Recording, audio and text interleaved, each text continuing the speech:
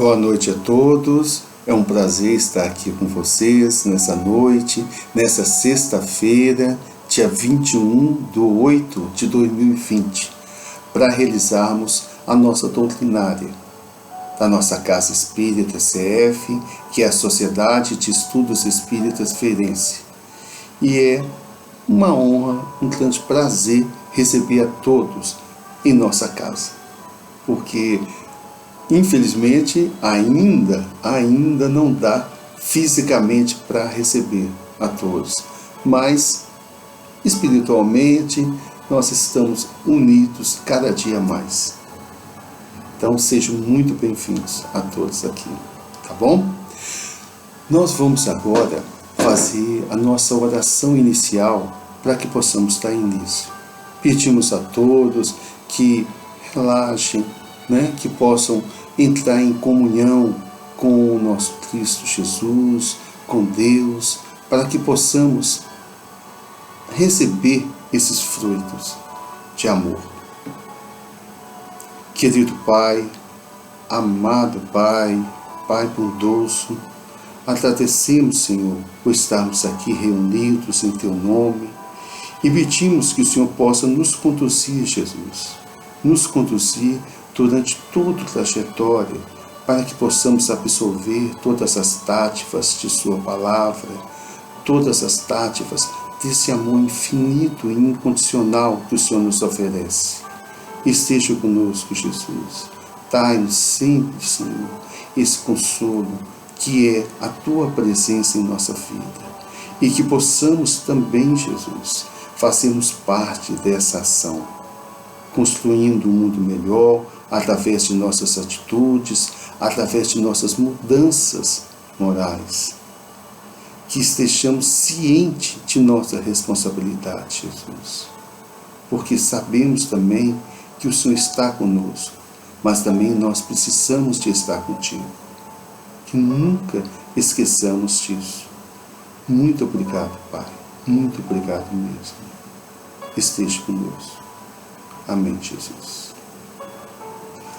A nossa doutrinária de hoje vai falar sobre um texto do livro Seiva de Luz. É um livro de Chico Xavier pelo Espírito de Emmanuel. E hoje nós vamos estudar, comentar, sobre o capítulo 39, de um tema muito importante, porque é um tema que nos diz respeito diretamente. Então é um texto para a gente ouvir, pensar e tirar nossas conclusões. Porque o nosso tema de hoje é compromisso pessoal. Não é o compromisso dele, daquele, do amigo. Não, é o nosso compromisso. É o compromisso pessoal que temos perante toda a nossa espiritualidade, sobre o que nós viemos fazer aqui. Então, vamos iniciar mesmo, tá? Foi feito, no início dessa leitura, uma passagem sobre o Evangelho de Paulo, em Coríntios 1, capítulo 3, versículo 6, onde nos diz: eu plantei, Apolo regou, mas o crescimento veio de Deus. Essa expressão, logo que eu li a primeira vez, fiquei assim meio perdido, tá? E aí falei, deixa eu buscar na fonte, no principal, que é a Bíblia, a nossa fonte principal. E nessa passagem, Paulo, ele está dialogando, está conversando com alguns fiéis da igreja de Corinto em relação ao verdadeiro compromisso com Deus. Porque o que estava ocorrendo nesse período aí era justamente o contrário. Porque os fiéis dessa igreja, eles estavam se dividindo em deserções, Eles estavam mais preocupados em se colocarem, se posicionarem como quem era o seguidor de Paulo, quem era o seguidor de Apolo, ou quem era o seguidor de Pedro. E aí Paulo, triste até com a situação, foi conversar sobre isso. Mandou a carta, escrevendo na carta justamente sobre isso, e perguntou a eles, né, se na realidade Cristo estava dividido entre esses, né? Se foi algum desses apóstolos citados aí que teriam sido crucificados. Então, é bacana porque Paulo, em sua humildade, ainda se posicionou como servo, ele, Apolo, Pedro, como servo de Deus. Porque, e como ele diz justamente nesse versículo, né? Quem planta e quem rega são servos simples perante toda uma obra, porque o merecedor realmente é quem faz crescer, é o Criador, que é Deus. Então, a Ele sim devemos todas as honras, tá? Então, nós vamos dar início à nossa leitura sobre o texto para que possamos entender um pouquinho melhor sobre essa passagem, tá bom? Então, assim diz o texto: nada de personalismo dissolvente na lavoura do Espírito. Emmanuel nos chama a atenção nessa passagem do perigo do nosso personalismo dissolvente. O que é isso? O personalismo dissolvente é justamente aquele individualismo, aquele egoísmo vaidoso que na construção da evolução espiritual, que é comparado nesse texto com uma lavoura.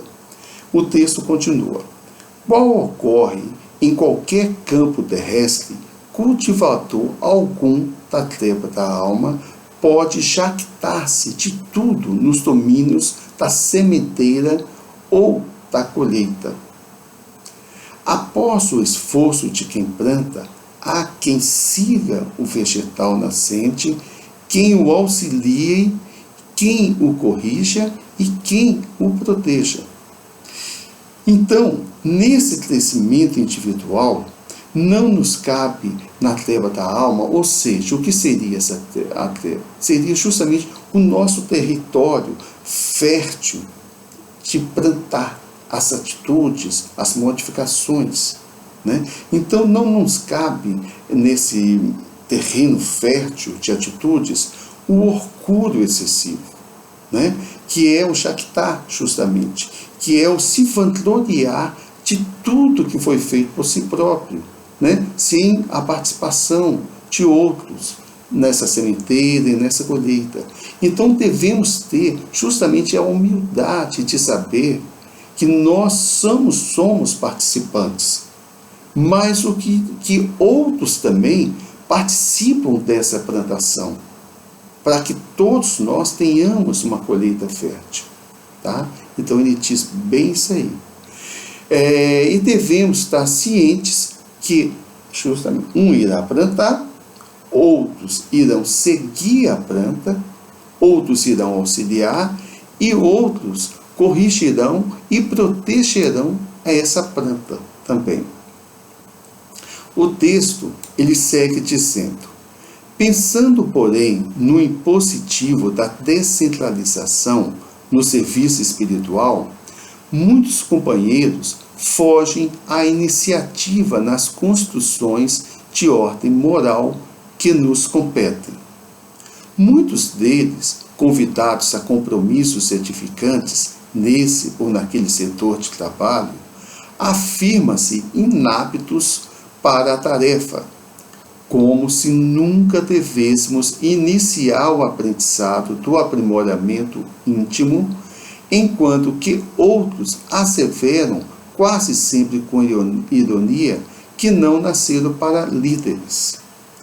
Os que assim procedem costumam relegar para Deus com mesquinhas obrigações no que tange à elevação, progresso, acrisolamento ou melhoria, mas as leis do Criador não incitam a criatura de dever de colaborar na edificação do bem e da verdade, em favor de si mesmo.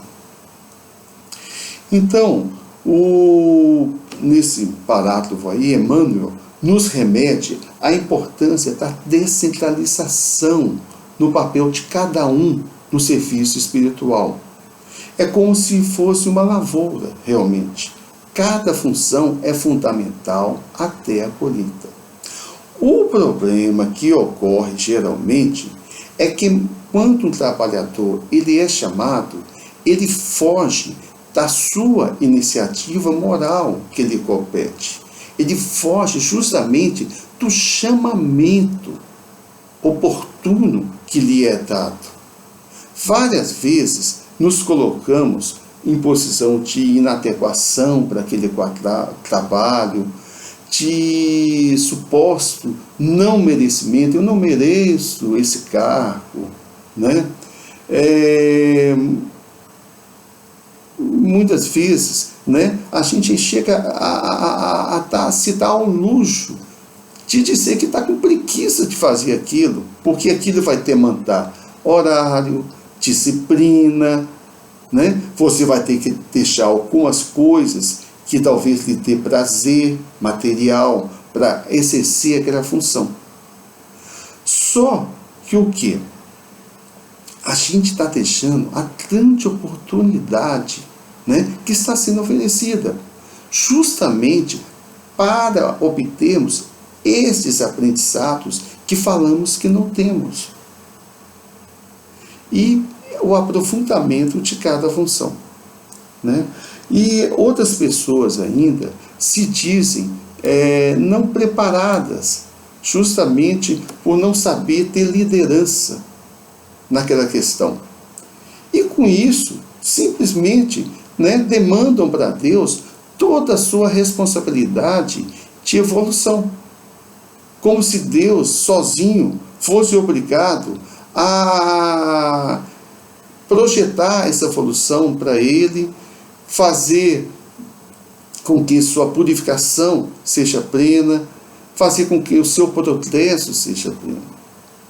Mas a gente não pode deixar de esquecer, como Emmanuel nos diz logo abaixo, que as leis de Deus não vão isentar ninguém da obrigação e do dever na edificação do bem e da verdade, em favor de si mesmo. Então, Emmanuel nos deixa muito bem claro da nossa necessidade de assumirmos os papéis que nos são dados. Porque é através desses papéis que iremos realmente formatar e adquirir essas experiências para a nossa evolução.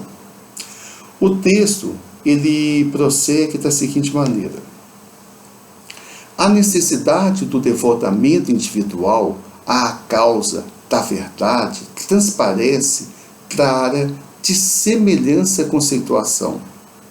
Sabemos que a essência de toda atividade numa lavra agrícola procede originalmente da providência divina.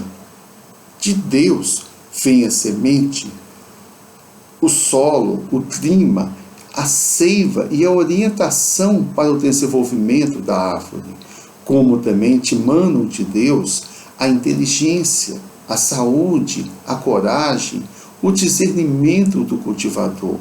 Mas somos obrigados a reconhecer que alguém deve plantar. Aqui nós vimos a nossa responsabilidade quanto ao nosso compromisso pessoal.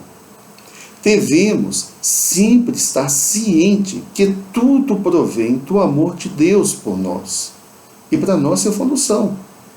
Mas que a gente deve, né, a gente tem como meta ser criaturas atuantes nesse trabalho, nessa edificação que nos é oferecida.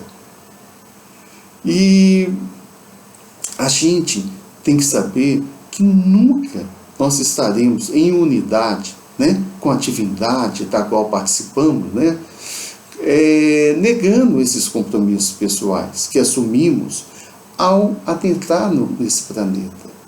Todo esse compromisso que nos é oferecido, ele já foi selecionado certamente por nós. Fomos nós que pedimos.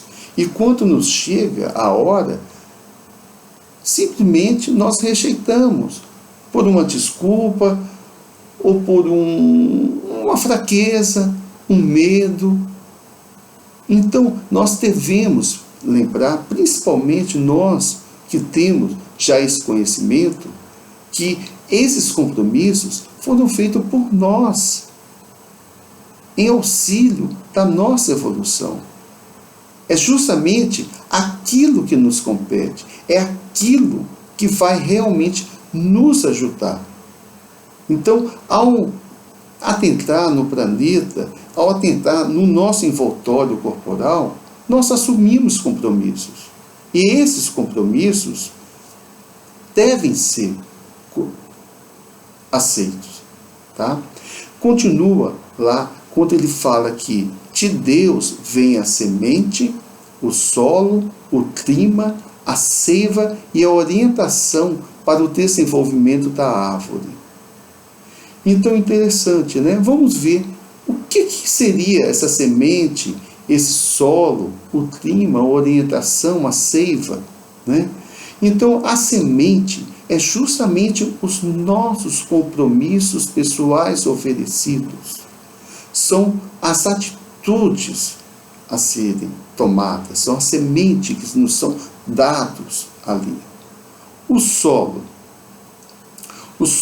é justamente aquele local para realizar, onde nós iremos realizar as nossas tarefas. Né? É o ambiente que vai ser nos dado. Né? É justamente aonde são as entidades que a gente tem tantas, né? Que a gente sabe das suas carências, são os hospitais que merecem nossas visitas, são os presos que merecem nossas falas, o nosso lar, tão carente sempre de exemplos, de edificações, todos isso são compromissos que nós temos. É o nosso trabalho, onde a gente vai levar o que há de melhor, onde nós vamos exercer com amor, com honestidade principalmente, né? Oferecendo o melhor. Então, esse é o solo que nos é dado. O clima, né? O clima seria o quê? O clima seria justamente essas variações, essas dificuldades que nos são apresentadas para realizar justamente o que a gente comentou agora, o medo, a preguiça mesmo, que é real, né? As resistências que a gente tem durante as aplicações. Então, são aquele clima. E também os ambientes bons, os climas bons, nós temos eles. Tá? Só que, de repente, a gente acha que aquele clima é para parar. Não, ali é justamente para te incentivar mais. Né? E a seiva, né? A seiva e a orientação para o plantio é justamente aquele amor, é o amor incondicional que sempre ele estará à nossa disposição, né? Se a gente se coloca numa atitude de humildade, tá? E aceitação para nossas tarefas. O texto também nos fala que a inteligência, a saúde, a coragem e o discernimento sempre virão com o auxílio dos benfeitores superiores de Deus. Então, devemos sempre lembrar e confiar no amor que nos trouxe para essa terra. A fé, ela é justamente a determinação que temos um Deus que nos ama e que confia em nós. Mas como Paulo e Emmanuel nos fala, afirmando já 2 vezes nesse texto, somos obrigados a reconhecer que alguém deve plantar, ou seja, iniciar, avançar. Tudo isso só vai ocorrer se você aceitar. Não adianta toda essa oferta, todo esse plantio, se a gente não aceitar a semente, se a gente não regar a semente. Então, gente, fechando, né?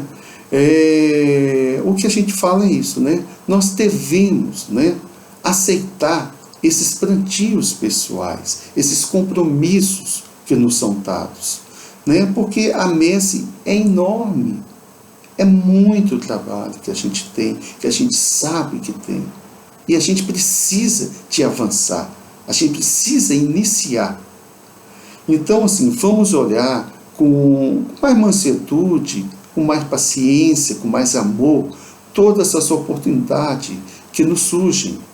Vamos nos comprometermos com o nosso próximo, em todos os seus detalhes, em todos os sentidos.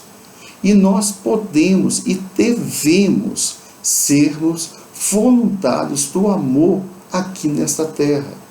Basta que a gente aceite com humildade as tarefas, com força de vontade, confiança na criatura que Deus nos fez. Nós somos criaturas de Deus e Ele nos diz que está conosco. Então nada há de temer para que possamos seguir em frente, aceitar todos os nossos compromissos. Eu agradeço a todos, viu? E agora vamos fazer a nossa oração final, tá bom? Senhor Jesus, querido Pai, agradecemos por suas palavras aqui, agradecemos, Senhor, por reconhecer que tudo depende de nós também, que não podemos simplesmente relegar a Ti, Pai, relegar o que nos compete, que possamos, com a Sua graça, com a Sua permissão, sermos servos humildes perante essa messe tão necessitada. Que possamos, Jesus, a todos levar um pouco dessa semente do amor que nos é dada. Somos capazes, somos competentes, mas para isso temos que atuar. E sei que o Senhor está conosco, sempre esteve e sempre estará. Que possamos sintonizar essa energia maior, que possamos nos doar, que possamos viver em Cristo, assim como Paulo nos diz em sua passagem. Já não sou eu que vivo, é Cristo que vive em mim. Que possamos alcançar, Senhor, essa atitude de fé, de determinação no bem, de mudanças, de atitudes que possam nos elevar moralmente. Agradecemos, Senhor, por essa oportunidade e pedimos a paz a todos que aqui se encontram, Senhor, e a todos que não puderam estar, principalmente. Muita paz, meus amigos, e que Jesus esteja com vocês, conosco, e que possamos realmente animar, possamos elevar nosso coração. Muita paz. Fiquem com Deus. Obrigado.